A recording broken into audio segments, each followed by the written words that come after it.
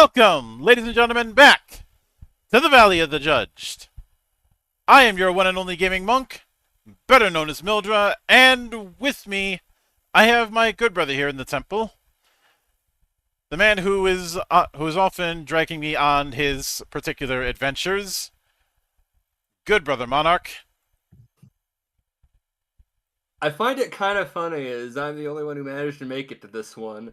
I'm also the only one who looked at this game and went, I don't think I would ever sit down to play this one. Well, you've said that about certain games in the past and changed your mind midway through. Yeah, that is true. Also, you came into this one kind of late. No, I've been on this one since the beginning for Vileborn. I'll have to double check, but I'm pretty sure you were in late. But last time around we covered character creation, which works fairly well for what this game wants to be, and each of the types of Vileborn are very unique.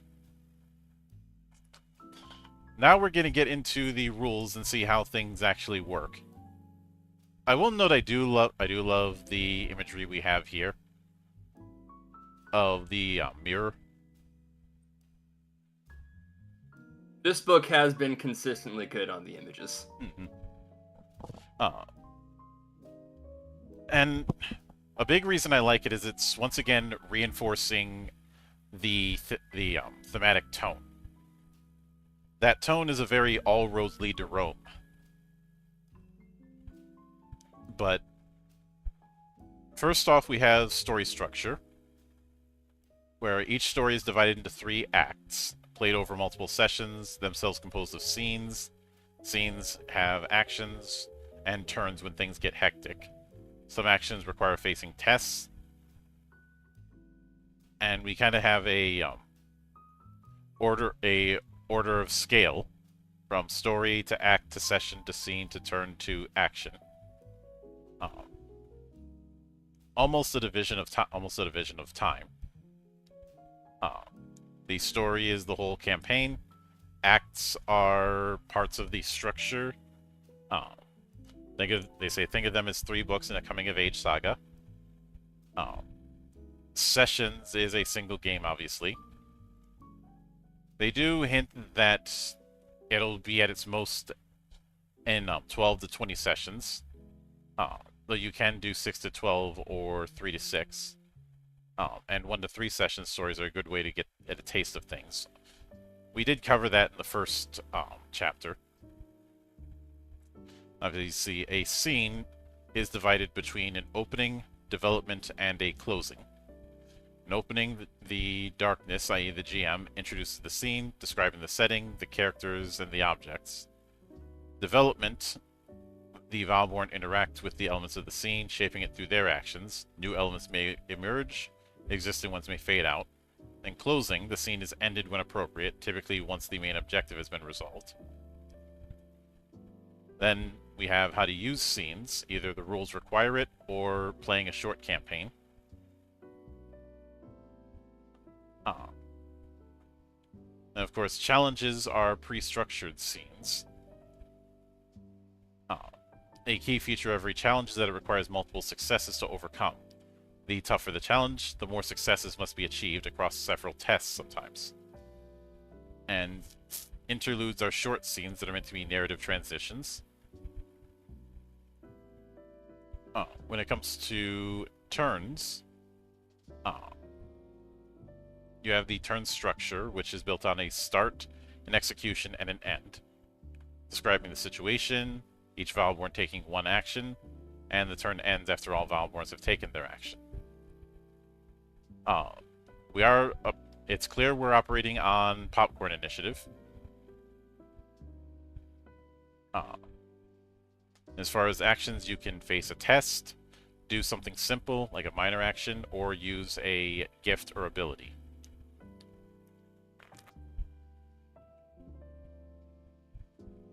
And, of course, you can also perform reactions. Every test may trigger complications, which the GM can use to narrate negative consequences. Every challenge comes with unique effects that the darkness can activate, prompting the Vileborn to react and defend themselves. This isn't something we've really covered too often in the stuff we've done in the past, where there's not really DM turns or turns for the enemy. Mm-hmm. It's all them reacting to what the players decide to do. It's Which, an interesting way to go with it. it certainly fits what this game is trying to do. Yeah. But after going into the list of things covered in the game rules, we then go into tests. When you're doing an action with an uncertain outcome, and I am glad that more and more games are making clear you only roll or you only do tests or checks when the outcome is uncertain. Yeah. So, we've gone over the oddities of attempting and failing to break down rotted and busted up doors before. It's very silly. Yeah, the whole dramatically kick down the door but can't because you didn't reduce the door to 0 HP kind of thing. Yeah. But with a test, you state your goal, then you bring yourself up to play by choosing the most fitting approach and check its die size. You get 1 die of that size. Any additional dice will be of the same size. If your personality is relevant, you get 1 die. If your training is relevant, you get 1 die. And then the GM sets the difficulty of the test and tells the Vileborn which it is. So easy is 4, normal is 5, difficult is 6, very difficult is 7. So after you roll the die and pick the highest result and compare it to the difficulty. If it's higher than the difficulty, it's a success, a full success. If it's a tie, it's a success and a complication. If it's lower, it's a complication. The GM gets a complication.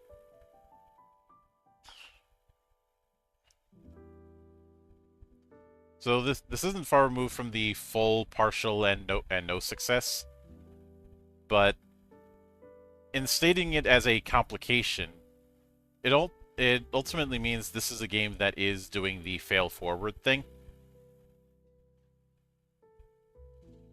You know, where a failed roll is not necessarily a narrative stop.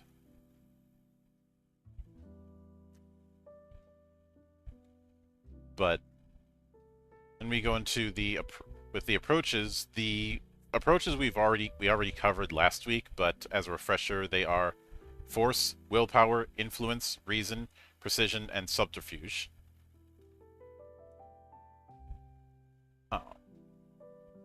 The GM will either the GM or yourself will choose an approach to, and then add die if your personality or training affects it.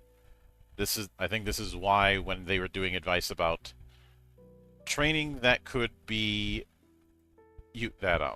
could be custom made, you have instances where certain descriptors of training were too broad, and it's clear this is part of why that was the case. Why they made very clear what counts and what doesn't count for personalities, training, and the like. That is another thing I'm going to give this book a lot of credit for. It gives us a lot of good direction, some examples, very clear in what it's expecting out of its players. Like, we skip over a lot of the examples just kind of as a default rule doing the Valley, but we have been getting a lot of that through this book, which is very much appreciated. Yeah. Then, of course, the darkness sets the difficulty based on how the action is described. And with each of the difficulties, we have an example of what it could be.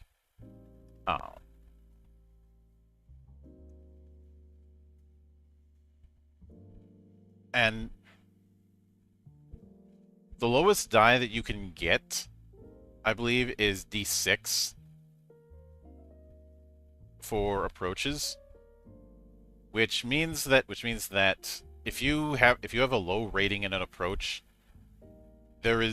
unless there is no way possible you can do a difficulty 7 task. Which I'm actually fine with that. Mm-hmm.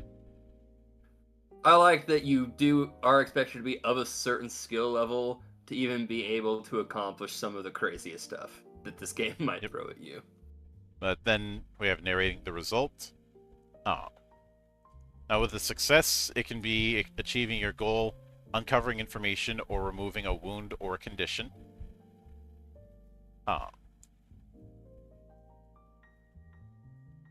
You can get multiple successes, which you can spend on similar outcomes or different ones, as long as they remain coherent within the goal and narrative.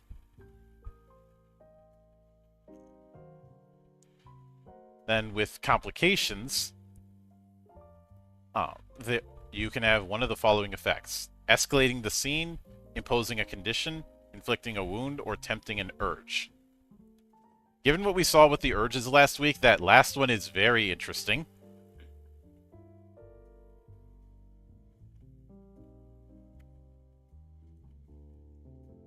And we do have a few examples of what, say, escalating the scene might be.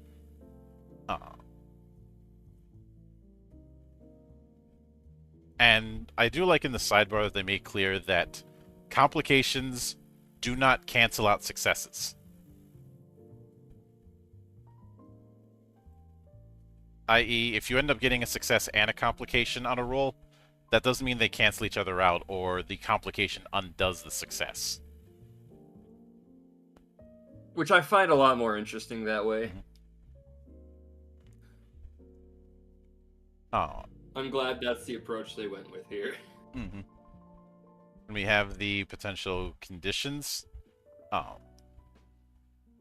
Anxiety and exhaustion are static modifiers, but with the other ones, they lock off a certain part of your kit.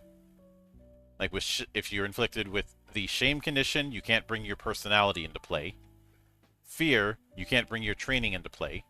Confusion, you can't bring your motives into play. And anger, you can't bring your bonds into play. That is significantly cutting off one of the major pillars for each entry. Oh yeah. No. I do want to say, if I did ever play this game, the single biggest reason now would be so the moment anyone got shame is to get everyone else at the table to point at them and just go, shame. I would have figured you'd break out the bell like that one nun in Game of Thrones. I'm not seeing Game of Thrones, but it sounds like something I would do. No, just ringing the bell going, shame, shame, shame. Yes, I would absolutely do that. But if you suffer a condition that you already have marked, you mark a wound instead.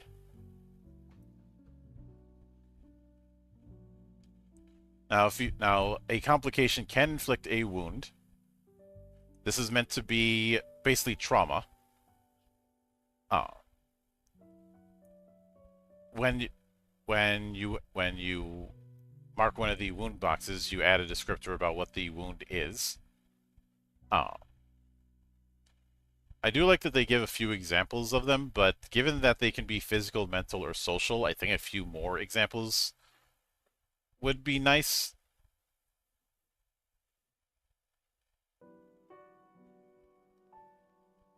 And of course, you have tempting the urge, where the Vileborn is on the brink of giving into their urge. And of course, you can take multiple conditions and wounds. If you've already marked 3 wounds and suffer another, mark the 4th box in the wound section, and you are now out of play.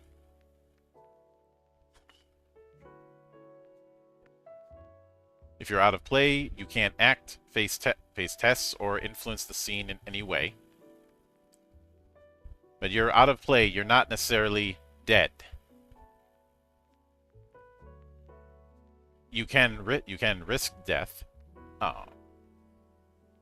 If the group is out of play with no allies remaining. with basically a TPK. And they do make clear that Vileborn are not immortal. But I like that they make clear with this that character death should be a dramatic moment, not something that happens because of a bad die, because of too many bad die rolls. And truth be told, this is a policy that I applied in my own work when I was asked whether or not I'd put in death rules like there were in Final Fantasy D6.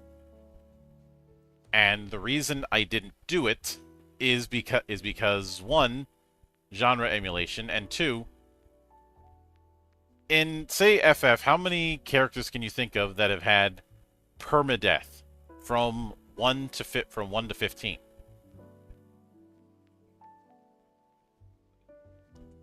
I mean, most of them come out of 2. Most of them come out of 2. 2 has the biggest body count. Yeah. Beyond Other that, than that, there's just a handful of them. Yeah, most of the other ones that have it have 1, and they are usually the culmination of a dramatic moment.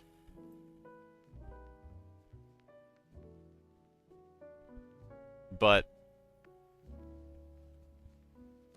just because you TPK doesn't mean things just reset. You could have other things happen as a result of that. And when it comes to modifiers, you of course have bonuses and penalties, which are just straight modifiers.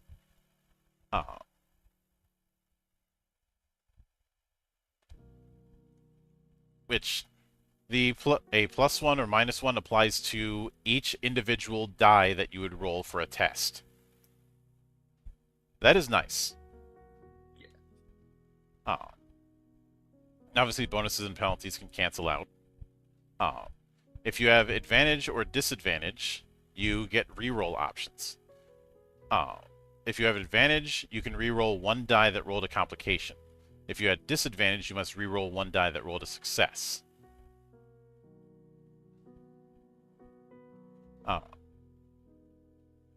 Now, if you have advantage on a reaction, you can roll your approach die twice and keep the higher result. If you have disadvantage, you keep the lower.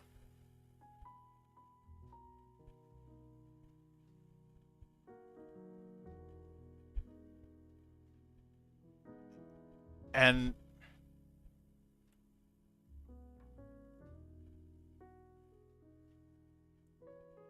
when it comes to advantage and disadvantage, unfortunately, multiple sources do not stack.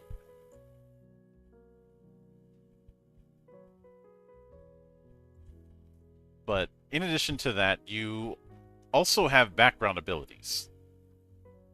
Each one has certain requirements, limits, and effects in their description. And certain guidelines. First is turns and actions. Using an ability does not require an action unless it says so. Activation limits, how often you can use it. If it's not stated, there is no limit. Duration. The effect is instantaneous and doesn't have an ongoing direction unless it says so. And requirements. Each ability has activation requirements that must be met to benefit from its effects.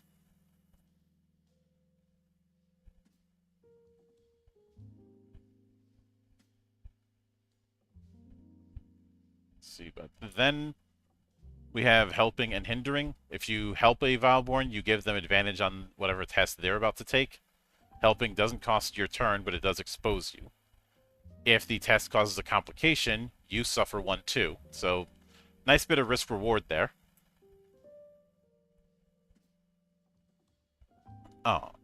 You can also impose a disadvantage on a test someone's about to take. Hindering, however, doesn't cost your turn, but it does expose you to risk. If the test results in a success, you suffer a complication. And with competing, basically a contested roll, each one describes how they're going to act, does a test, follows the normal rule. Whoever has the highest single result is the winner. And with clashing, which is described as one attacker attacking a defender, the attacker declares their move. The defender describes how they'd react to it. Both face a test simultaneously. So,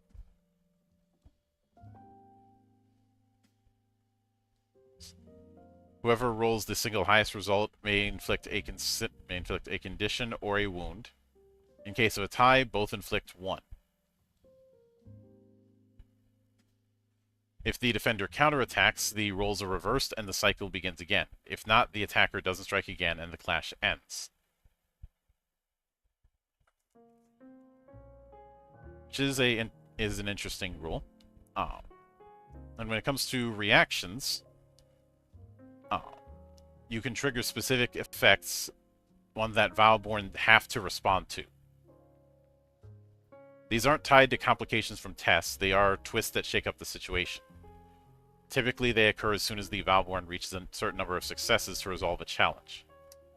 For Vileborn, reactions are simultaneous and do not take up a turn.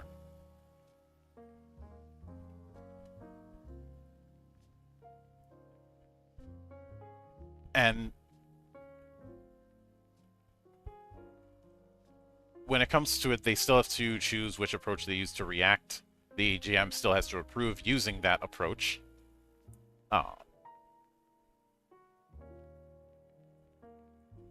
And in this case, you only roll 1 die, but that's because the whole party is rolling, and to see who ends up withstanding the effect and who doesn't.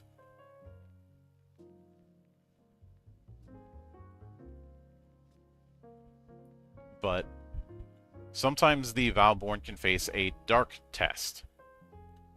This is when a special die is rolled to make things more dangerous. Now, the more common scenarios to trigger dark tests are facing a reviled, exploring your dark heritage, or interacting with traces of darkness. These follow the standard test rules with one addition. The darkness rolls a d12. This is the only use of d12s in the game. This is rolled alongside the usual test die, and its outcome is narrated.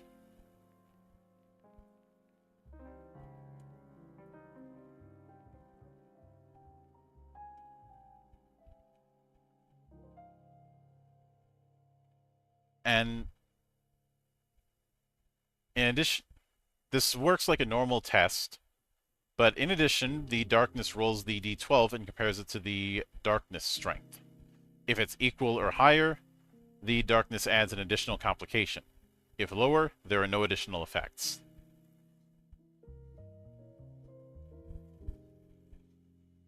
So it's almost like a die that you want to see rolling low.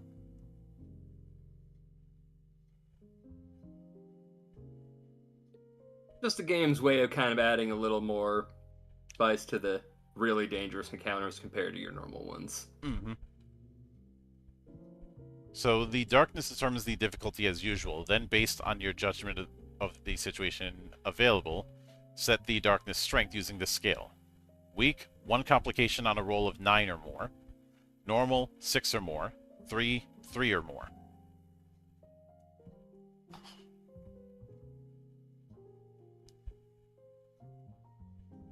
Which isn't a nice baseline. That can go south really quick. Mm-hmm. And when a Vileborn delves into their dark heritage, the darkness die improves their chances of success. This can be through exploring your heritage or using your gifts. In either case, when you tap into that darkness, you feed your urge. And of course, approaches, personality, and training can represent your human side. So first off,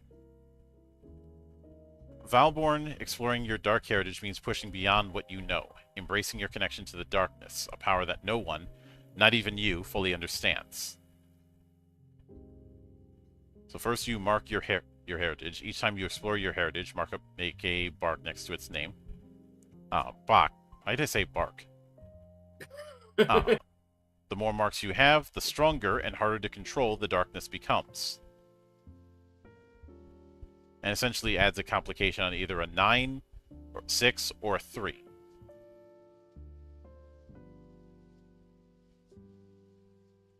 But whenever you're doing this, you do face a darkness test. The darkness rolls the die as usual.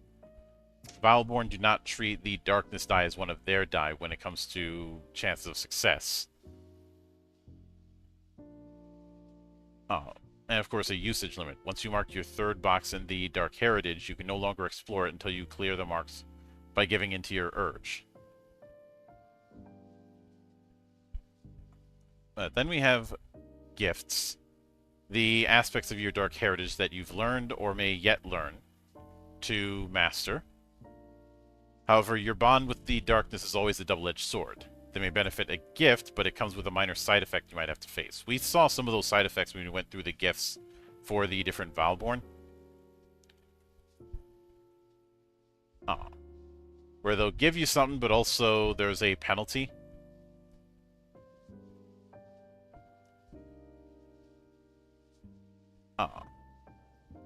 And for example, with the ones they give here, it gives you the ability to hear someone's heartbeat, and you automatically succeed on a force, willpower, or precision reaction. But you have to roll a d6. On a roll of 1, suffer anxiety. You do feel tempted to strike back. You have disadvantage on reason tests while this gift is marked.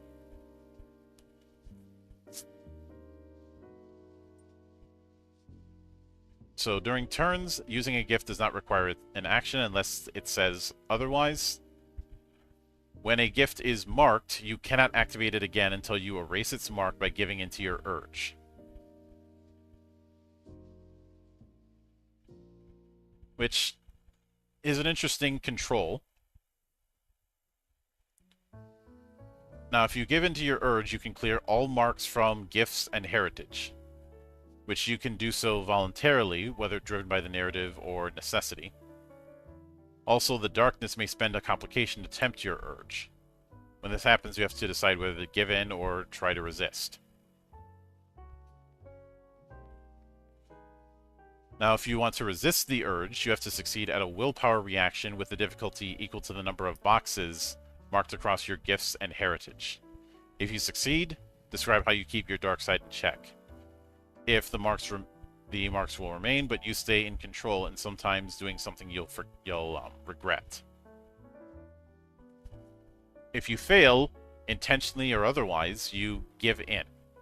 When you do that, you erase all marks from your gifts and heritage and narrate how you lose control. Giving in to your urge never requires you to face a test. It is always a negative outcome, much like half of the die facing we saw. It doesn't grant success, and it cannot be used to achieve a goal. It is a dramatic moment where your darker self overpowers your humanity. Which is certainly a nice touch from having a limited resource like MP or stamina or what have you. Because this isn't a game that's really focused on that sort of cost management so much as the right time.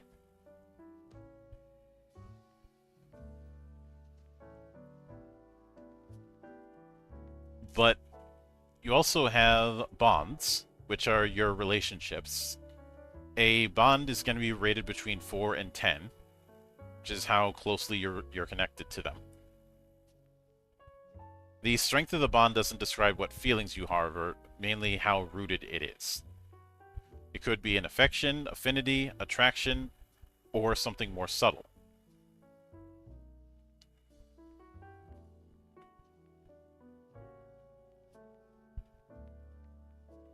Now, the way you'd use a bond is you checked one of the boxes next to that bond and replace a die roll with a facing equal to the bond that you checked.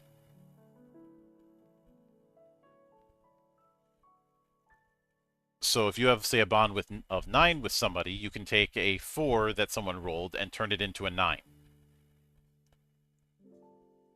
That's probably not going to... I think that's why bonds are at a minimum of 4.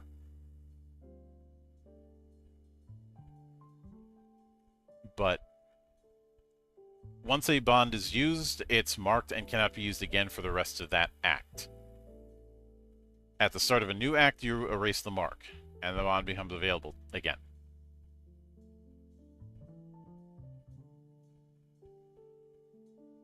And you can strengthen the bond by being heroic. When certain events happen, you can declare that you're increasing the bond, and it goes up by 1 to a maximum of 10.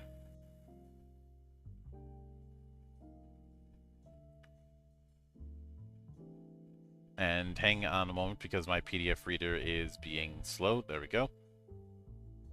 Now when it comes to motives, this is divided into aspiration and duty. Your aspiration is something that is deeply meaningful to you. You can use your aspiration by marking the box and instantly restoring a wound. You restore your aspiration by achieving meaningful progress towards it. Erase the mark on the associated box, you can now use it again. To change it when you fulfill it, or after a turning point, such as a significant failure, an incredible success, or a new discovery, you can change what your aspiration is. Meanwhile, duty is the task that the Order has assigned you, your mission or most immediate goal. It's not something you pick, it's something the GM picks for you, as representing the Order of Dusk.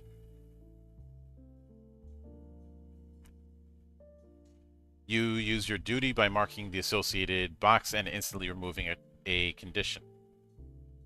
You restore your duty the same way you'd restore aspirations, and duties have the same limitations as aspirations. Once you use it, you lose it. You can change your duty when your superiors decide so. If that happens, the GM will inform you. And we almost have our own version of an Estus flask here with Reverie.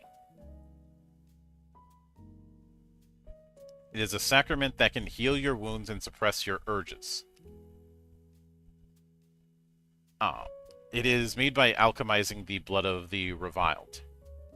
And actually, you know what? I take it back. This isn't necessarily Estus flasks. This is serum from the Blade movies.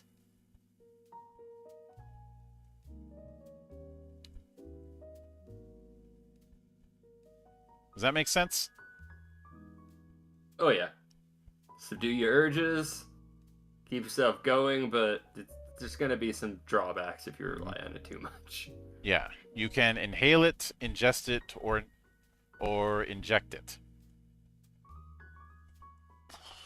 And each time you do it, you run the risk of being addicted. You just roll a different die for it. For inhalation, it's 1d12. For ingestion, it's d8. For injection, it's d6.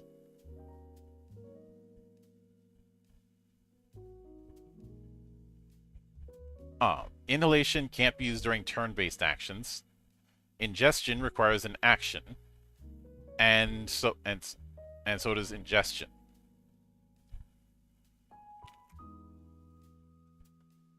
But injection has a addiction die of 1d6, but if you use it during turn-based actions, it instantly takes out all wounds and marks.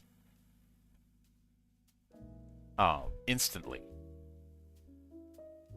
But inhalation yeah, says the more it effective. Mm-hmm. Okay. I was gonna say, like, the more effective it is, the higher the risk of something going wrong.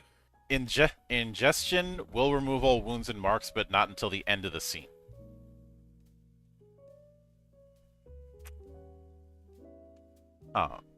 But when you have addiction points from Reverie, you can suffer side effects that affect your body and mind, and even your nature. The Darkness can spend one addiction point that you've accumulated to instantly trigger a complication.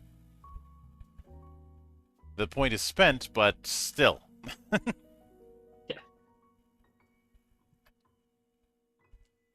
Now, you can only produce Reverie after becoming a Warden, which, once you've acquired the knowledge to make Reverie, you have to obtain success on an easy precision or reason test, adding any personality or training that's relevant. The darkness can make the test difficulty higher if necessary, and the remains of a reviled produce 1 dose of Reverie per Vileborn in the play group. The darkness may grant additional doses for a particularly dangerous reviled at their discretion. If you fail to achieve any success, the process has failed and the gathered material is wasted. Getting multiple successes lets you make 1 extra dose for each additional success.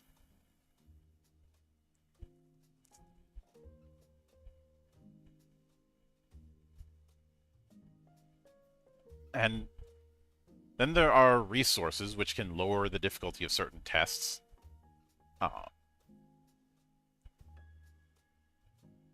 They're not easy to get. These are meant to be things you have to earn, either through vital missions, advanced training, perilous expeditions, or investigations into Agas's past.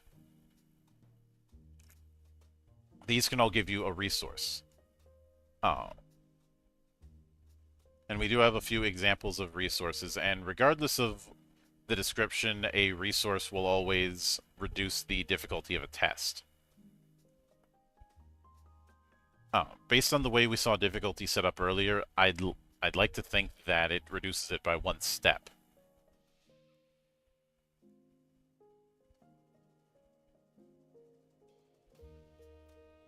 That's probably how I would have done it personally. But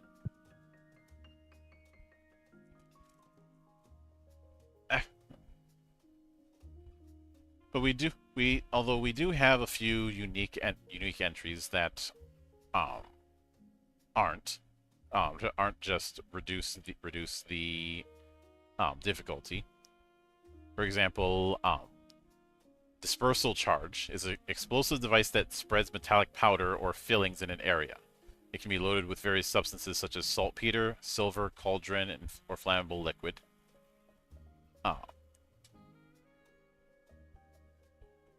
On the other hand, you have Umbraspine Mixture, which lets you ignore the effect of a chosen condition for the duration of a scene.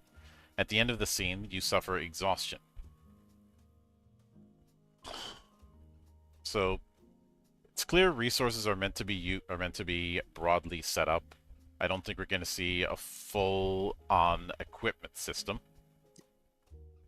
Which, considering the kind of game we're dealing with, I think that's for the best. A full-on equipment and inventory system would just feel weird here.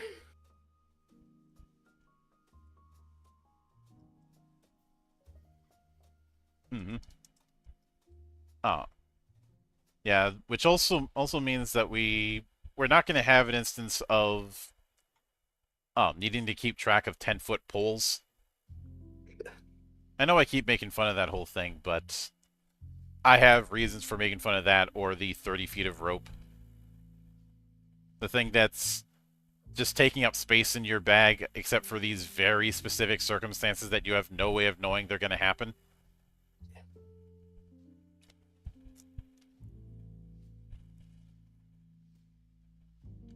I think that pretty much covers the actual rules then.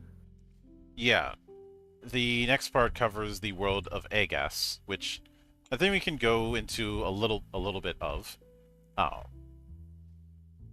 At first, they talk about the history of Agas and use different fonts in some spots.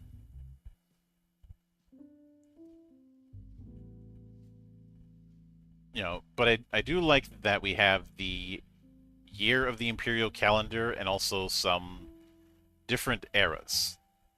Like we have the before Aurel,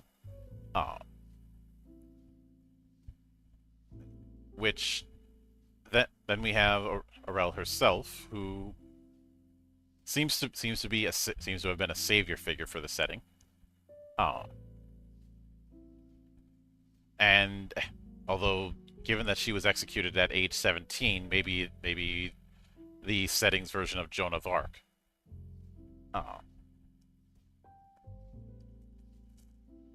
And her message would multiply. The cult of Aurel created the Firmamentum, a religious historical treatise that reinterpreted the past as a struggle between light and darkness. and thus by the time we get to 411, we have the Luminarian Church, basically a codified version of the Cult of Aurel. Um, then Leon, Leonite, Leontine Delis, a war leader and Luminarian, had a vision of Saint Aurel commanding her to unify the land in her name. She launched a crusade remembered as the Golden Redemption, during which she crushed the last pockets of resistance, which formed the Empire of Agas, and she was crowned as first Empress.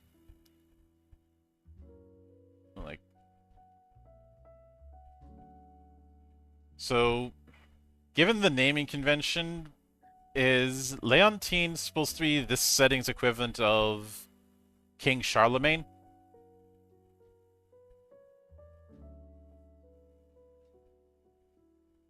Yes. Had to think for a second there. That seems to be the closest parallel I can think of. Oh. Then of course we have the fact that the Empire has their golden century, the Pax Aurel. Oh.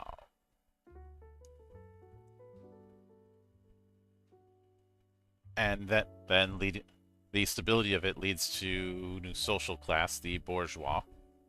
Oh.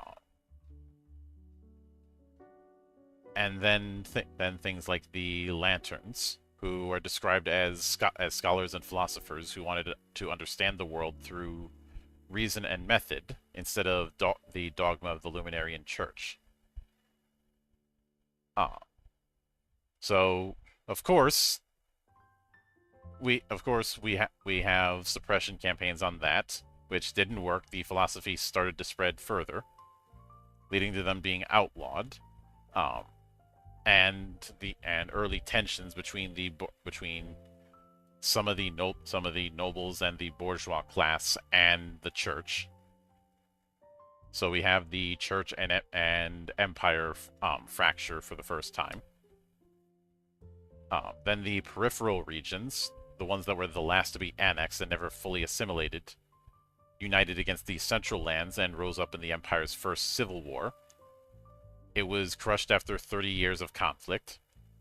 Imperial forces, though diminished, were deployed to the outer provinces, yet the knights sent there vanished or returned shattered, speaking of horrors and inexplicable phenomena. Both church and empire began to realize that unknown and heretical forces were at work in these lands, forces that had to be understood and, if necessary, annihilated.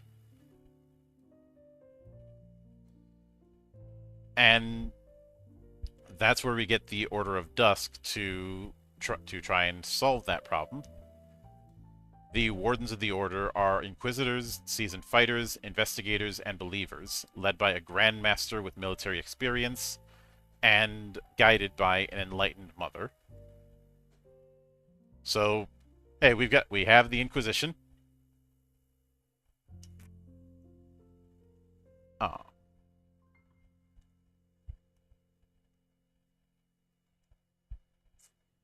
And in order to legitimize the Order's independence and sanctity of its mission, the city-state of Mont Aurel was founded, built around the ancient temple where Leontine Delis first received her vision of the saint. The Order's seat is isolated and autonomous, a stronghold from which to preserve the traditions and secrets required to wage a silent war. And then the darkness comes along, and this we did cover about the last 5 years where things just start getting worse. First, the sky grows dark. Then, razor winds and black snow come along. Then, a lot of the land of Agas turned barren. Grain rots, orchards fades, and the vineyards of Valios wither into skeletons.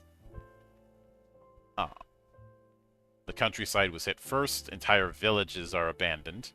In the cities, food supplies grow even more scarce. Smuggling has surged. gold and jewels now trade hands for sacks of flour, and a piece of bread is a treasure.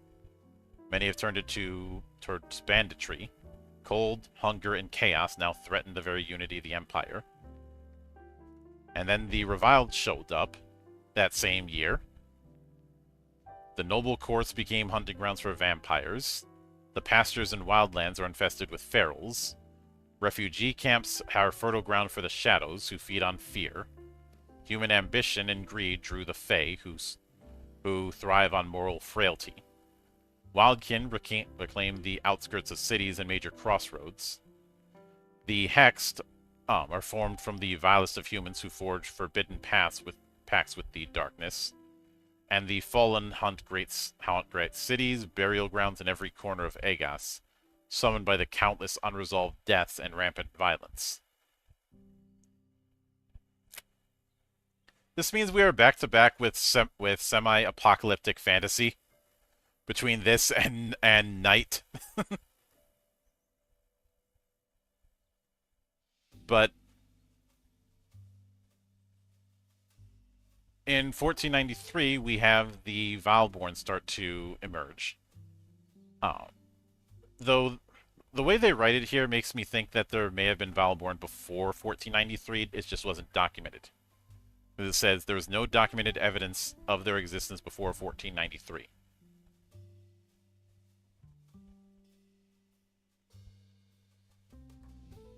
And of course, after that, in 1494, the Lanterns, who were conducting experiments, discovered Verloom, an alchemical process that traps the final spark of life from a dying person's eyes into a small gem, which then emits a pure and eternal light. The Church condemned Verloom, claiming it prevents the soul's journey to the stars, yet its effectiveness, especially against certain types of reviled such as the Shadows, proved undeniable. Soul Gems. We have Soul Gems.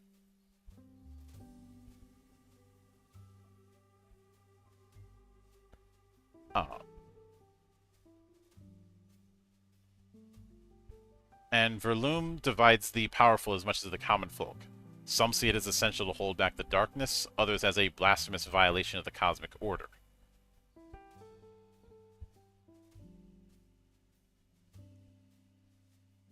And because of the decree of Empress Victrain, the current Empress, Vileborn are in a unique position where they are added into the Order of Dusk, even if they are still reviled by a lot of the populace or outright feared. It really depends on how devout someone is to the Luminarian Church. But basically, Vileborn will no longer be persecuted, but conscripted and put into the command of the Order. Of course, I'd imagine if a bunch of people get pitchforks, some people might look the other way about it. Especially the further someone's out from the cities. But they do bring up a few theories on the potential origins of the darkness, and the Vileborn. I do like that they make it clear that these are potential angles you could take as far as what the actual answer is. But they don't answer what it is. That's something that should be left up to the GM, if the GM even wants to answer that question. I'd say for a setting like this, you might be best to never give like a clear answer to what the darkness is and where it came from. Mm-hmm. Best leave that a mystery. Yep. But then we go into specific areas like Mount Orel, which is a fortress city.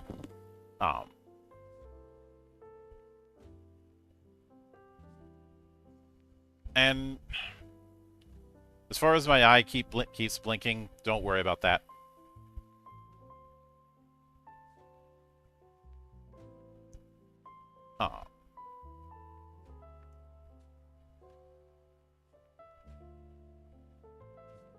But Mount Orel is basically a fortress city, as mentioned, and it is the headquarters of the Order of Dusk. And there are a few notes of place of interest, cultures, and tradition, a few notable characters, and a chart for doing adventure hooks, which I'd say is a nice way to get the ball rolling. But then we have Val Nord, which is the northern frontier. Um,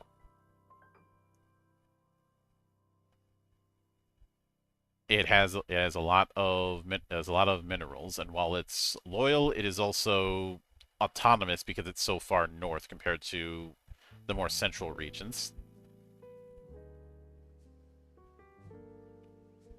Then we have Sendres, a more volcanic area where there's a lot of presence of the church. Uh, and is basically the center of the Luminarian faith. Because its soil is rich in minerals, it supplies a lot of medicinal herbs, spices, and provisions to troops.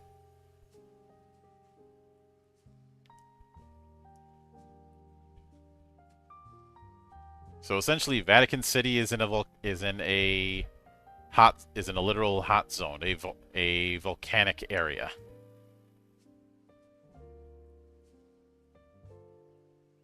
But then we have Orvels, which is a marsh region, a swampland that's full of dense fog, dark lagoons, reed beds, and mangrove forests.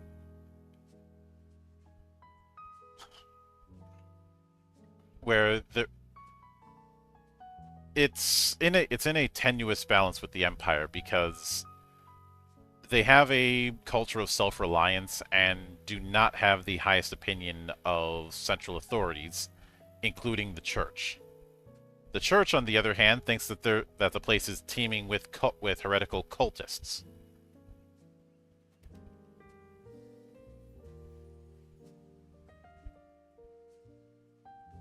Which is it? It could be, but probably not. I think it's more of because of how stubborn they are about sticking to about doing their thing. The Church is trigger happy on the matter. Oh, then we have Valois, which is essentially the cradle of the Empire, where a lot of the wealth and where the Luminarch Cathedral and the Imperial Palace is held. But it's been dealing with bad times since the darkness came in because cities are overcrowded, countrysides are deserted, and the grip of the church and nobility is not what it used to be.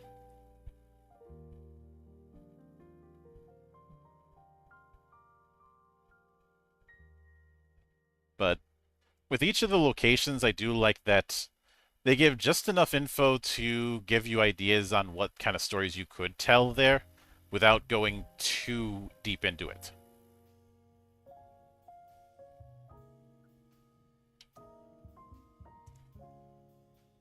Like, some settings I think would definitely benefit from a lot more details, but considering the focus of this game is going to be a lot more on, well, it's a coming of age story. Mm-hmm. Since that's where the focus is, keeping it just vague enough to give you the details to tell whatever stories you want, I think is the best way to go here. And there is enough here to be for the setting itself to actually be interesting. It's like, it's nothing groundbreaking or anything, but it's well put together. I think what helps is the adventure hook chart that each section has. That definitely adds a little bit more to it. Mm-hmm. I like when games include things like that, little list of possible adventure hooks. It's great for people who are just coming into games for effectively the first time. Or if the GM needs to pull something out of their ass and... Yeah. Hey there, Doku. Congratulations on winning your own challenge. Oh, yeah, no. I just got home. It's been a long day. To catch you up, we covered a bit of the rules. This is an aim high kind of system where you're rolling a set of dice and picking the highest to see if you either get a success or a complication. They are, unlike say Powered by the Apocalypse or Fate, they are significantly more specific on their examples of what counts for each. So the problem I have with Fate doesn't happen here. Gotcha. I'll go ahead and pull up the PDF and start listening in. Yep. We also covered a bit of the setting, and I joked that we are now 2 for 2 on dark fantasy settings that are in the middle of their own apocalypse.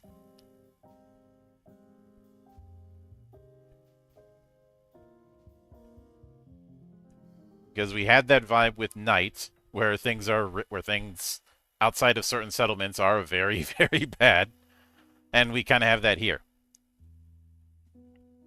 But so, in other words, something I'm probably gonna like, but for reasons I cannot explain. There's also a nice little story hook chart that you can use do a set of random d6 rolls to get the ball rolling for the start of a story, or use it to introduce something if the GM needs to pull something out of their ass.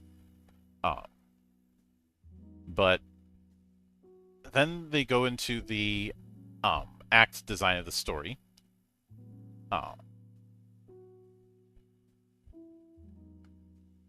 Where the overall story of all is in 3 acts: the Order, the Hunt, and the Darkness, which are described as 3 books in a saga in a broad and narrative flexible container. These are characterized by themes to explore, guidance on key locations and characters, rules for Vileborn growth, specific rules, and adventure hooks, though there is a more free-form option that's provided further on.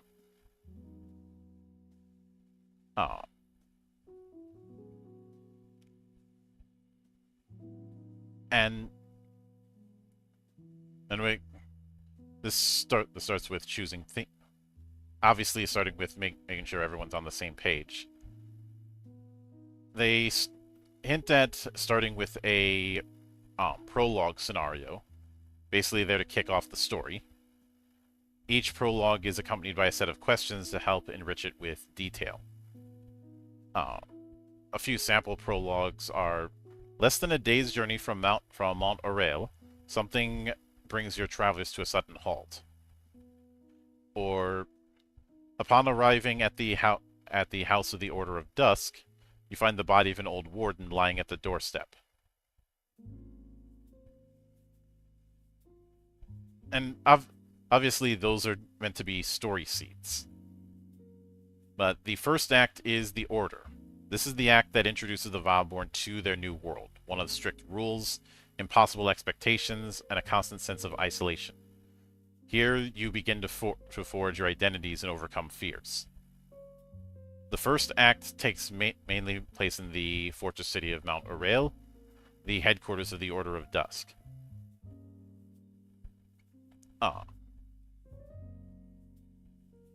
And even though it is a fortress city, but it is far more militaristic because, well, they're training Vileborn to be weapons against the darkness.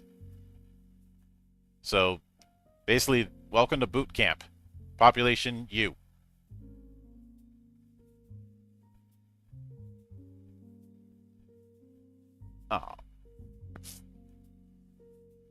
And incidentally, this will probably be another list on the reasons I am an asshole.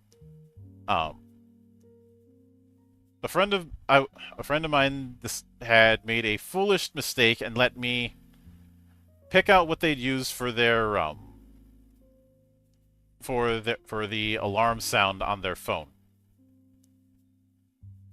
I chose to use the morning trumpets, knowing full well that this particular friend of mine was in the army.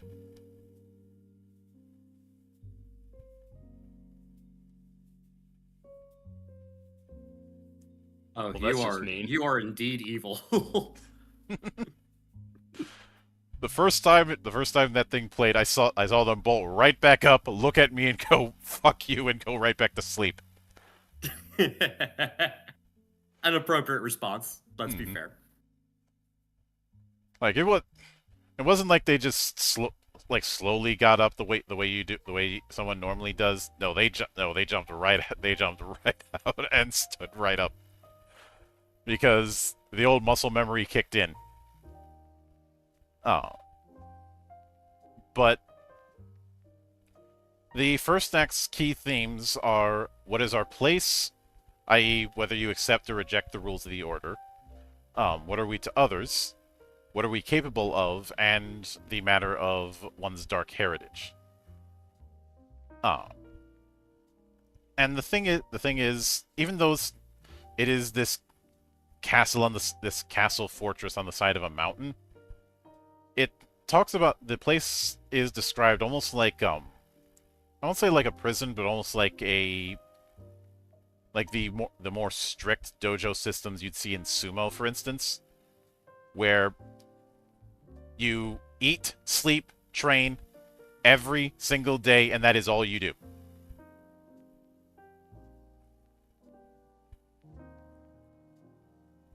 Yeah, sounds about right.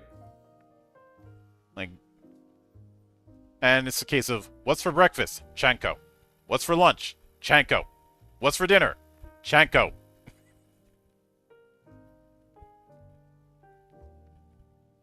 Like that is.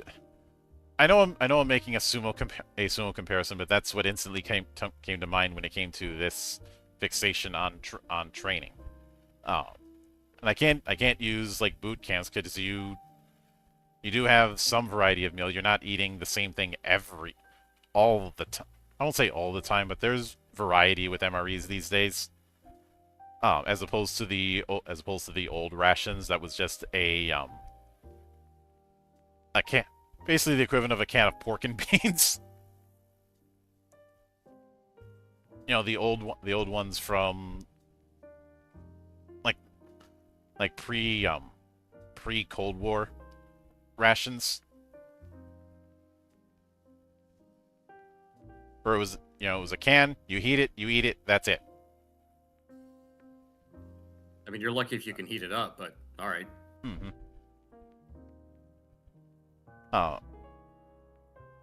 But it talks about austere corridors, training halls, lecture rooms, and Spartan dormitories frame a life governed by discipline and sacrifice, with rare moments of respite spent among dusty libraries and noisy refectories.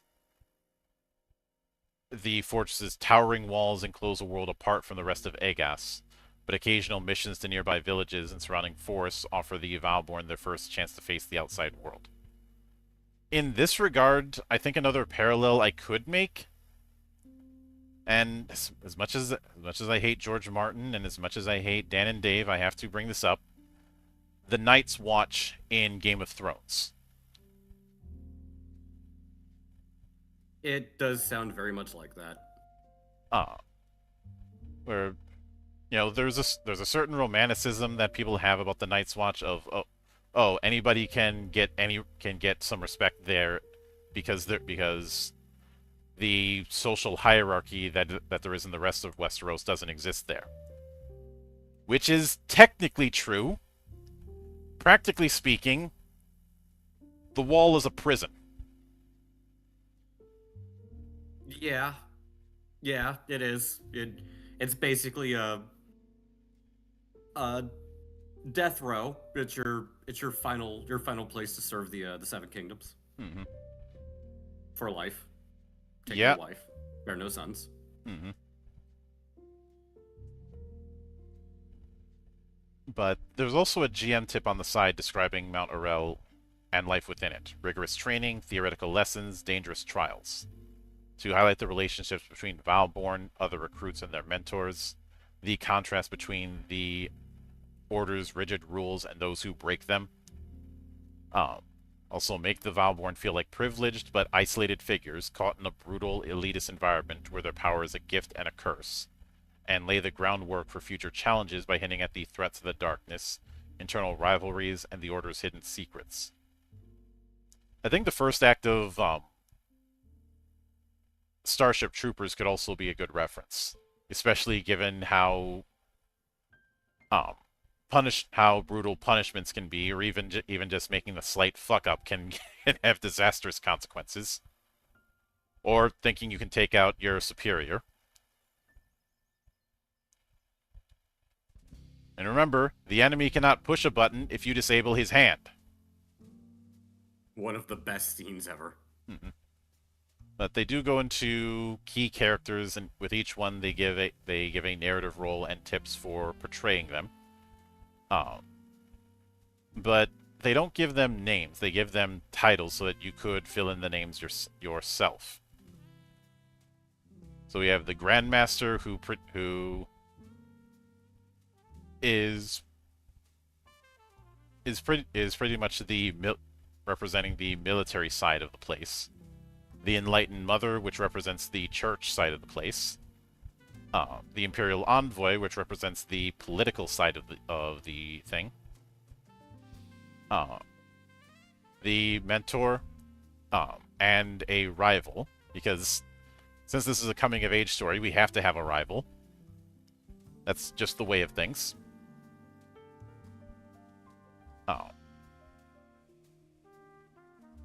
Though I do like that with portrayal tips they state alternate between direct provocations and moment of quiet respect, revealing the character's depth. I.e., the rival shouldn't be a total constant asshole.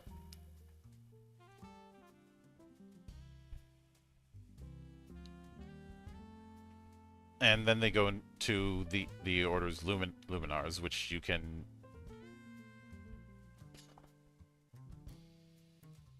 reference there. And then character growth. During this act, you have access to the following advancements. You mark them on your sheet as you unlock them throughout the story. So, first act advancements are approaches, increase one approach by 1 die size. Personality, you gain a new personality trait. Training, get a new training trait. Or gift, discover 1 gift from your heritage. And it is milestone based, so you develop these when the moment feels right or when the GM says you do. But I like that they give a few suggestions on when would be a good time to do it. There are no special rules.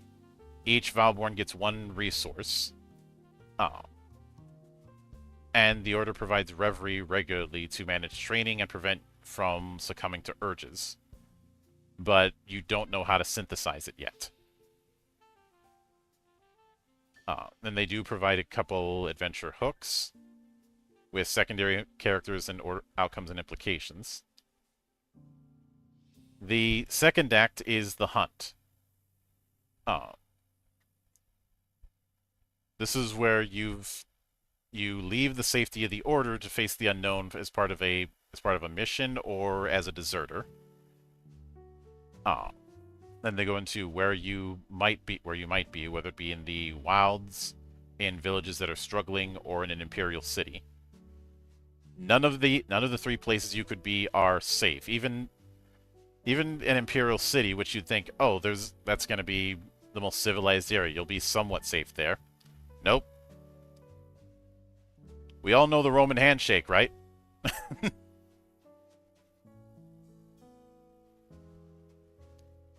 Shake with the right hand, stab with the left one. No one would ever do that. No, you're right. They'd use the other hands.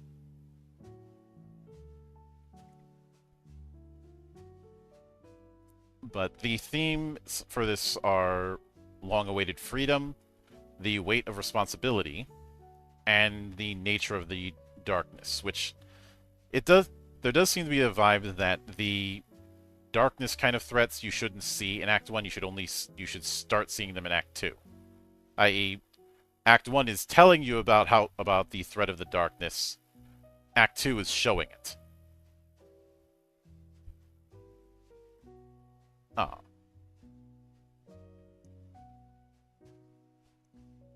And they do have a few key characters that could be used. And once again, I do like that they give guidance on each. Character growth works the same way in Act 1. We also have different suggestions on when to grow, like when to take with these advancements. the second act also introduces some new rules. Uh, each Vileborn may now keep up to 2 dice when facing a test. So if more than 1 die beats the difficulty, the Vileborn gets 2 successes. This allows you to obtain multiple effects within a single test, accelerating the resolution of complex or dangerous challenges. So the way to catch you up on the core mechanic, Doku, the way it works is you pick the approach that you're going to use, and you determine whether or not you have a personality or training trait that is applicable to that test. For each one that is, you add 1 more die based on the die size of your approach. You roll all of them, you keep the highest. If that beats the difficulty, you get a success. If it gets under the difficulty, you get a complication. If you tie it, you get both. But successes and complications do not cancel each other out. Huh. That's... Actually, that seems rather balanced. Mm-hmm. Basically, the effects of a complication cannot cancel out or undermine the effect of a success. I like to call this kind of thing the and but rule. You do a thing, but something happens, or you do a thing and something else happens. And with the whole keeping up to 2 dice in Act 2, this means that if multiple die go over the difficulty, you can treat that as multiple successes. It also means the possibility of if multiple die tie, that's multiple complications you could take.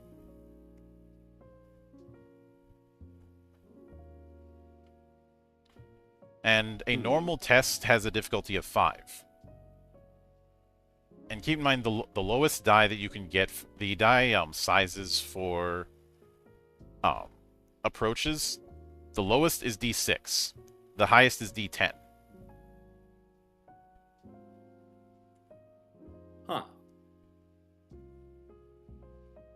There is, whenever you utilize your dark gifts, or you get threatened by the urge, you end up rolling a D12, which that can if that ends up rolling high, that can work against you when it comes to how harder it is to give in to your urges.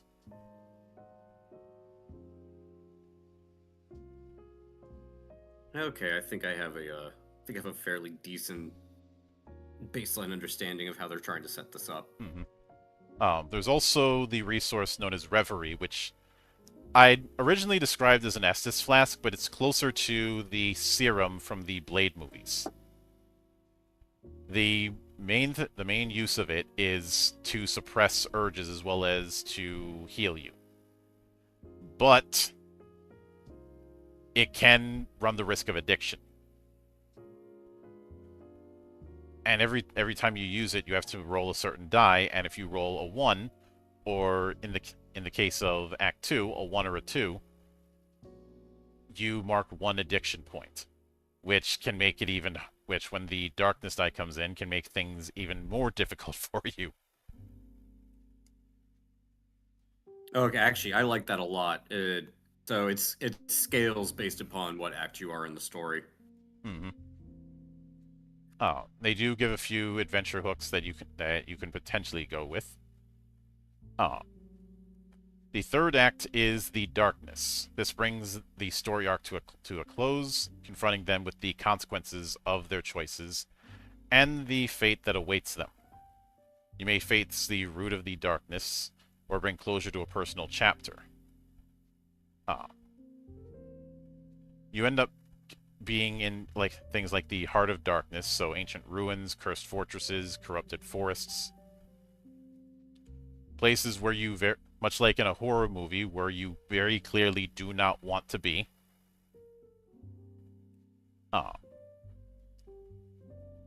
And the key... I don't know, Silent Hill lied to me about that. key themes be on one hand, yes. On the other hand,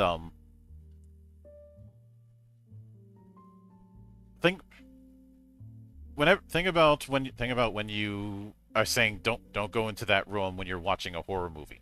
That's that movie doing its job. With a game, you're the one being put in a position where you have to go into those places whether you want to or not. How do you know? But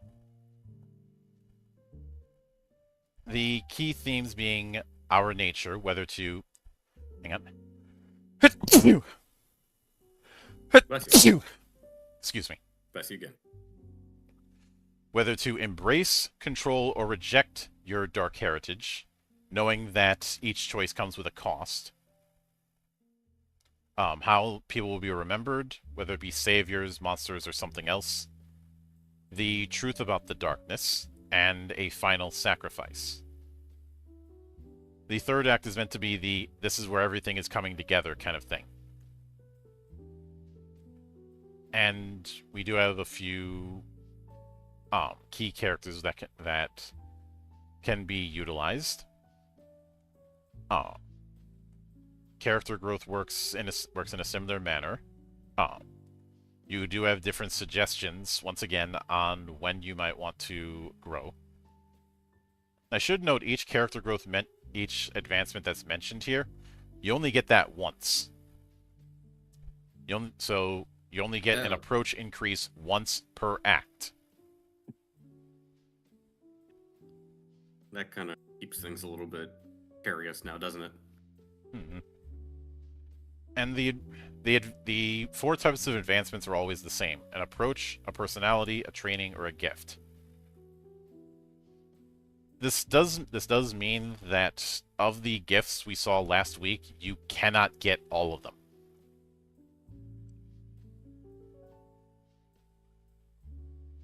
Well, that's going to suck for anybody that's a completionist. Mm-hmm.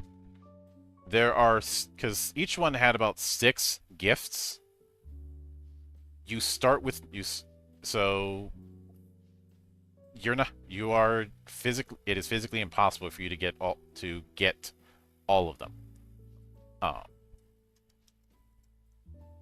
And just so I'm not talking out of my ass, let me double check. I'm loading up the book in a different tab so I don't lose my spot here. But I was going to ask, is this one of those things where it's standard to get 1, normal mid to late game to have 2, lucky to get 3? Is that the type of structure we're going for?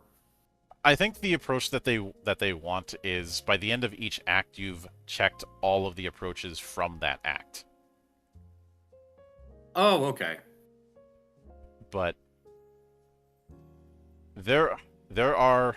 But remember, each Dark Heritage has 9 gifts. Has 9 gifts total.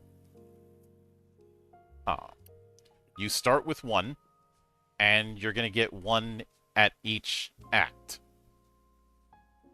So you're getting a grand total of 4 out of 9. And there's no way to modify it. You're just basically getting 4 in general, or pretty much. Okay, so then you have to. All right, then yeah, you have to pick very carefully. Or is there even an option to pick? You can pick, or you can roll it randomly, much like you do in character creation.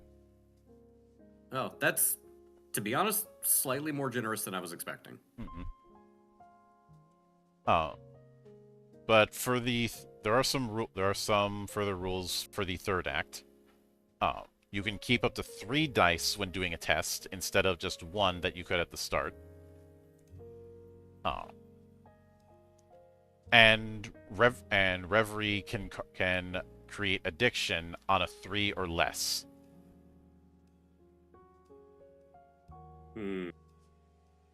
That's. I can see how that begins to become a bit of a problem. Mm-hmm. Although nice sort of. I don't want to call it resource management because that's not what it is. But forcing you to a situation. Is it really worth it right now, or should I wait? Mm-hmm. And as far there isn't a case of gaining XP and then spending it on advancements. It is milestone based, but each act gives a bunch of suggestions on when you might want to get that growth. Oh, so it's very much not taking the same approach as World of Darkness. Mm-hmm. Like the when to grow examples for Act 3 are: face your nemesis, confront that which has haunted you throughout the story, make an irreversible choice, decide something that will forever change yourself or the world, sacrifice something important, give up a bond, an ideal, or a part of yourself to achieve a greater outcome, discover the truth about the darkness, finally understand its origin, its meaning, or accept the mystery, decide what to do with your dark heritage, embrace it, master it, or reject it, knowing each choice comes at a cost, or leave your mark on Agas. Your final act will shape the fate of the world for better or worse. You know, oddly enough, what this is starting to remind me of, if it was a comparison, it would be like comparing any of the early Elder Scroll games to Fable. Like, it's not about experience points.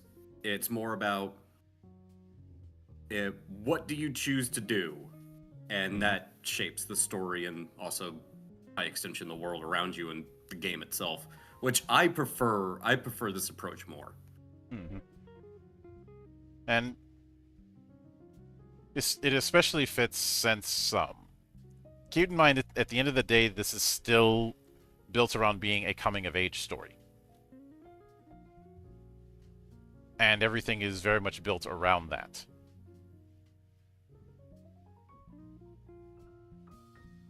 I mean, I guess technically Fable was sort of a coming-of-age story too, wasn't it? Now that I think back on it. The original Fable game, not 2 or 3.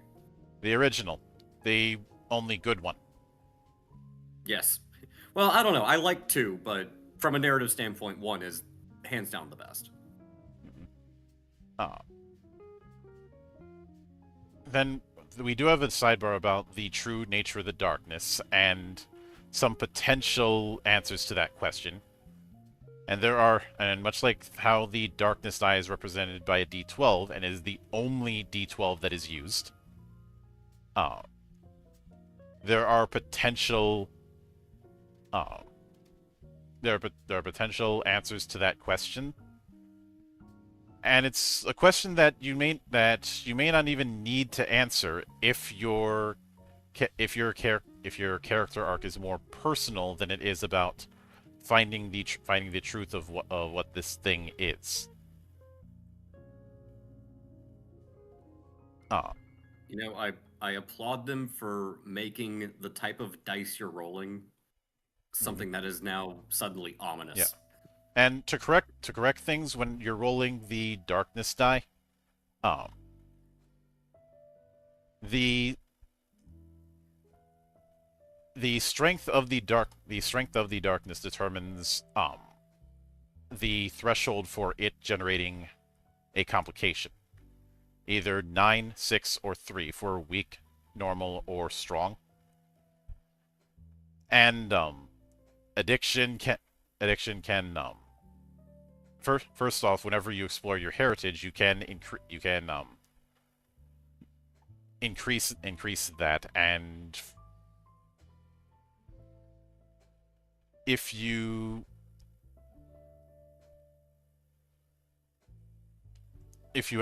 and let's see, when it comes to things like urges, if you give into your urge, you do a soft reset on your gifts and heritage. Or the GM can spend a complication to tempt it. Though, as I mentioned before, reverie can create addiction.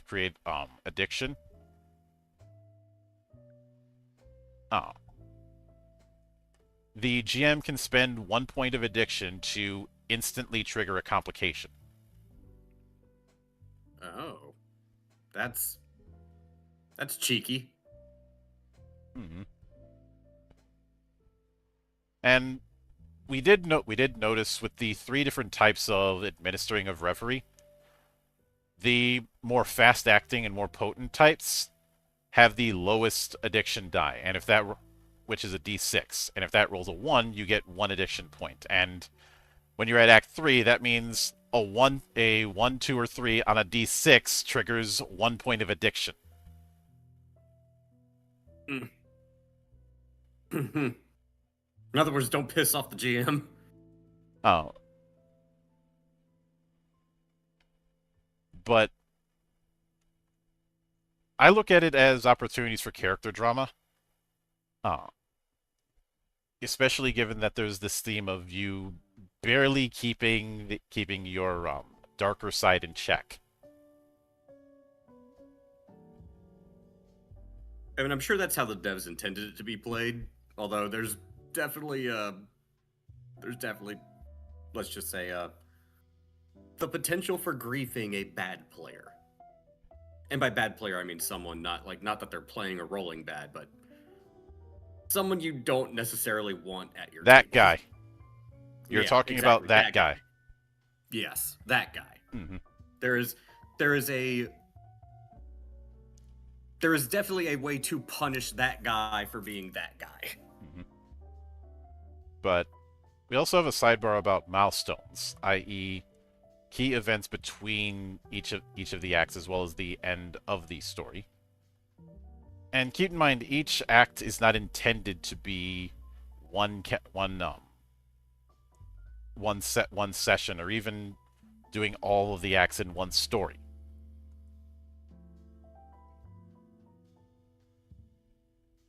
Actually, I was thinking about this earlier. Perhaps you could answer this question for me now, since it seems the appropriate time to ask. So we do Act 1, 2, 3. Mm-hmm. Can then we move into an entirely new game session, keeping what happened in that first trilogy, and then doing a new, let's say it was early. We're in intermediate. I don't think there's going to be any rules for that. I think that would be a table decision, and I think putting rules for that would kind of defeat the purpose. I just thought it was something kind of curious because I was trying to figure out it, but I guess I don't know. It would be kind of interesting if you did Act 1, Act 2, Act 3, and say this was like, for lack of a better term, since it's a coming of age story, that's year 1. Then doing year 2, Act 1, 2, 3, and then a year 3, Act 1, 2, 3. But you could very well do that. There isn't anything that says you can't. The act structure is a narrative framework. I'd be curious to see if MAA does some live plays of this to see how they actually use these rules. But you do have an option for faster progression if one wants to not divide the story into act. In that case, just no more than 1 advancement per session, with the maximum limits of 3 for each advancement.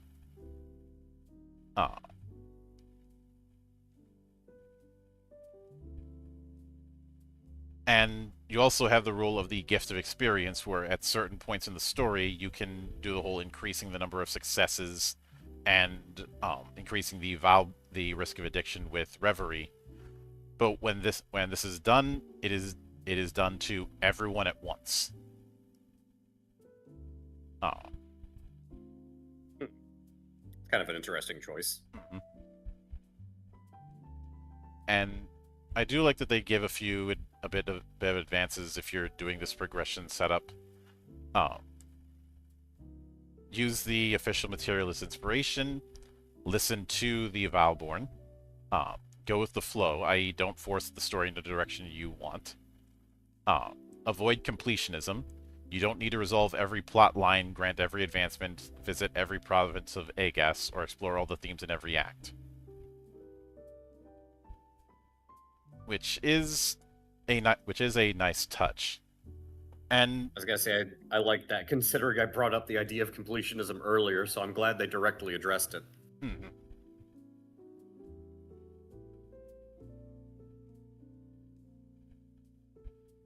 And I'll end up asking what Monarch thinks about it when he gets back. He ended up doing a BRB, but Just got back, actually. What were you welcome going back. to ask? Um, what do you guys think of what we've covered here when it comes to the core mechanics, the setting, and the narrative structure that they have? While I'm going to stand by my original thing, like, I don't think this is a game I'd sit down to play. It is not because this is not well put together. It knows what it wants to be. A coming of age story for your characters. Mechanics all feed into that. It's an interesting enough setting. You've got a good amount of options here. And it is a system that's probably going to be for someone who wants someone a little simpler to just kind of pick up and roll with. It is very good at what it's trying to do. Mm-hmm. What about you, Doku? I know you came in late and won your own challenge as a result. Yep, yep. I've been on a decent track roll, but yeah, today was one of the later days for me. So, just from what I'm gathering, I like it, but I will openly admit and state right out the gate, probably a good reason as to why I like it is because it is sort of reminding me of the first Fable game and how that was split up into chapters. I could kind of see like a setting where I'm getting that same sort of like player experience from this, and I personally like that. Mm-hmm. But that's just simply from a narrative standpoint. Like, I like the way they structure it in terms of acts and how that's done. From a mechanic standpoint, I'm going to agree with Monarch on this one. It does seem like it's a really simple pickup. You know, there's no crazy lore dive you have to do. You can kind of make your own game around it. I think there's other games that I like them from a mechanic standpoint more. Not saying this one's bad. I think I'd have to play it. I think I would really enjoy the story aspect and the narrative aspect, but that's going to be subjective based upon who's at the table and who's running the game. Mm-hmm. From a mechanic standpoint, I think it could use a little. I'm not going to say polish. It actually seems very well polished. It could use a little more. Maybe it could be. What's the word I'm looking for? Maybe it could be slightly more dynamic, but I don't know. I don't think it's bad. What do you mean by dynamic? Dynamic in the sense that, well, see, I'd have to go back and look at some of the rule set, but just from what I briefly glanced over, I feel like it could, well, dynamic's maybe the wrong word. I feel like it could use maybe a little bit more depth. But I'd have to play it to really determine that one way or the other. It's just sort of my like first impression. I could see that, but I could also see an increased amount of depth actually getting in the way of the type of focused story it wants. Yeah, and that's exactly why I say like I would have to play it to really say that for any degree of certainty, because without playing it, I really can't say that definitively. But it's just sort of a first impression. And given the fact you missed this part, but successes and complications do have a very specific set of effects that can be used as a guideline. Oh, that's why I said it doesn't. Maybe that's why I'm thinking. Oh, sorry. Go ahead.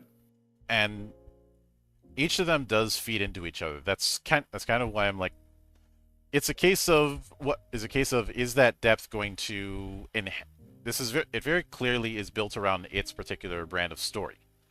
And the question that's in the back of my mind is that particular issue of adding depth going to enhance the type of story that the game clearly wants to tell, or is it going to get in the way of it? And see, maybe it's because I missed that part, which is why I was thinking like it felt almost a little too what's the word, shallow or streamlined. But it's probably because I missed some of the earlier rule parts that I got that impression. Yeah.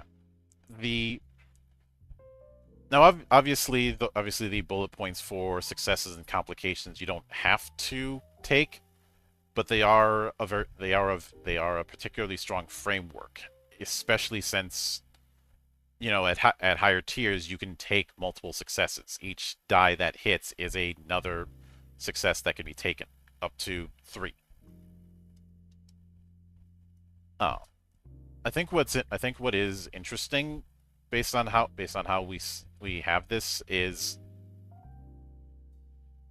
I could easily see this run with either with a full party or as a solo. It wouldn't take too much to do that.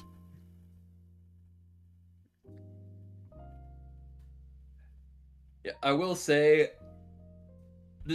you're going to be limited in the kind of games you're playing with this system. Mm-hmm. Like, when it keeps bringing up, even like in its own text, it is kind of intended to be that coming of age story. If you're going to want to play something that's anything other than that, there is going to be a better system for you. But if that's what you're interested in doing, I don't think there's much more you really could add to this. I appreciate the fact that this knows exactly what it is and isn't trying to do anything else but that. And it is being very clear about that. Yeah, I've seen a lot of a bad, and this is let me compose myself a bit. When I was starting out, and I'm pretty sure you guys saw this kind of thing too, because the 3 of us are around the same age range. There were a lot of games that tried to be a kitchen sink. And because they tried to be a kitchen sink of trying to do so much at once, they weren't able to really establish an identity when it came to their particular world. And I think that created the narrative of, oh, I'll just use my own setting kind of thing. This kind of game, and I've seen a lot more games have this mindset of, we are trying to be this thing. If you want to be something else, play something else. We're trying to be this thing, and we are making no apologies, excuses, or whatever about being anything else.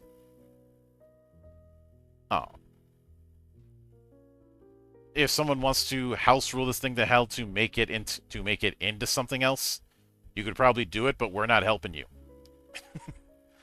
That is the attitude I see with this. This is also the attitude I see with a lot of the Japanese tabletop that I've covered on this channel. Like, we've talked a lot about stuff like Sword World. The rule set that we have with Sword World, both with 1.0 and 2.0, you could run it in other settings, but you're going to have your work cut out for you, and you are not getting any help. Especially, and, you know, the stuff we saw with Lodos Companion. I could not see myself taking that and trying to run it in, say, Glorantha, without having to do a lot of work, and at that point, would it really be worth it? It's not fair using Glorantha since they're both under the RuneQuest umbrella. Imagine trying to use what we saw with Lodos Companion and putting it in Rokugan. Could you do it? In theory, yes. In practice, the amount of work you have to do that, it makes it not worth it. Because at that point, you stop being a home brewer and you start being a backseat designer. I was gonna say, at that point in time, like, why don't you just make your own game? You're basically doing the same amount of work. Yeah.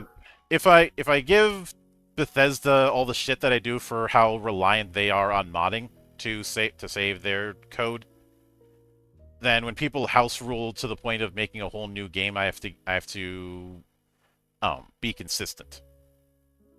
Now, don't get me wrong, I like it when people just say screw it and make their own game instead. There is a long and proud tradition of that, but that shouldn't be the expectation. That's kind of why Rifts has been my whipping boy for most of my life. because it very much does that. But I think, like, I was thinking about whether or not some sort of hero point system or something like that could be a potential option, but it kind of already has that. And I think doing it in the way that you see Edge in Shadowrun wouldn't quite work here, because everything is about cost. If you use your gifts, there is a cost for doing that. If you try and do a test, there is a cost for trying to do that. If the GM tries to make your life interesting with certain resources, there is a cost for doing that. It is basically hammering you over the head with the fact that everything has a price, which is very appropriate for a noble dark fantasy. And we did kind of see that with Night, but in a different form. Oh. So I can see the vision. And ultimately, when I cover games, I always try my best to see them on its terms, rather than some terms that I think games are supposed to have. That's my big pet peeve with how a lot of people review RPGs. But when we come back here next week, we will not be covering Vileborn, because since this is the 3rd episode of this season, that means before we wrap up Vileborn, we have to do a one-shot. A rather double feature. We'll be covering Iron Sleet and Blood and Bronze. Iron Sleet is certainly mecha adjacent, but I'd say it has more in common with Votoms, loosely. And Blood and Bronze is a Bronze Age fantasy, of course. So, less Middle Earth, more Babylon. So that's something to look forward to next week. But until then, on behalf of the good brothers present and not present, my name is Mildra. I am your gaming monk. Stay fucking frosty, everybody.